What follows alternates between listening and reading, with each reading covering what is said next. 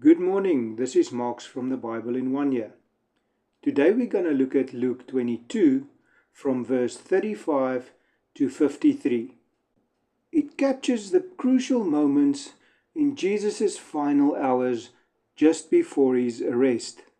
In the first few verses, we see Jesus reminds his disciples of earlier days of ministry, when they went out with nothing, yet lacked nothing. In those days, they ministered in peace, God's favor upon every door. But now the tide has turned. Jesus is hours before betrayal and crucifixion. The world's attitude towards him and those who follow him is shifting. The disciples are about to move from a season of provision to a season of persecution. When Jesus mentioned buying a sword, he's not commanding violence, but teaching the principle of readiness. The sword symbolizes being spiritually equipped, alert, discerning, and prepared for any opposition. Even in our lives, Christians live between these two realities, trusting God's provision while preparing wisely for life's battles. From verse 39 to 46 we see the following. Jesus retreats to the Mount of Olives, a familiar place of prayer. But this time the air is heavy with sorrow. He knows the cross is near. The cup represents the suffering and wrath he must bear for humanity's sin. Here we see Jesus' full humanity.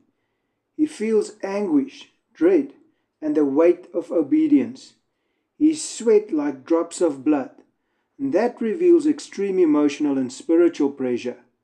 Yet, his submission reveals perfect love. Not my will, but yours be done. By surrendering to the will of the Father, it's almost like the first part of the battle was 1 year in Gethsemane. Meanwhile, his disciples, instead of praying, fall asleep. They symbolize our human weakness. When God calls us to watch and pray, we often slumber. In the following verses, we see Jesus was betrayed by a kiss. Judas, one of Jesus' own, arrives leading an armed crowd. His signal of betrayal is a kiss, an act normally used to show affection and loyalty, now twisted into treason. In that very moment, we witness the clash between darkness and light, between flesh and spirit. Peter reacts in the flesh, striking the servant's ear. But Jesus immediately heals it, rebuking violence. Even in his arrest, Jesus displays compassion and control. Then he says, "This is your hour when darkness reigns. Yet even as darkness reigns, it is only for a moment. God's plan is still unfolding. Evil has permission, but not power to destroy God's purpose." How do we apply this passage in our lives today? Firstly, don't live in fear, but live in readiness. Strengthen your faith through Scripture, prayer, and godly discipline. And when challenges come, your preparation in quiet seasons will sustain you in the storms. Our hardest battles is not against others. It's against your own will. So ask God to align your desires with His purpose.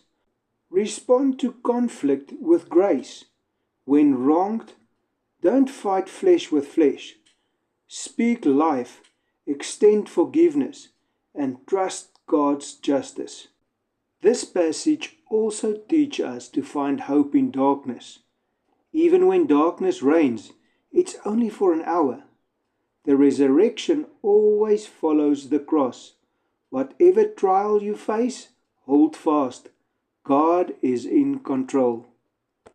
In conclusion, Jesus teaches us to be ready, prayerful, obedient, and gracious, even when life turns dark. The battle is not won with swords, but through submission, faith, and love. Have a blessed day.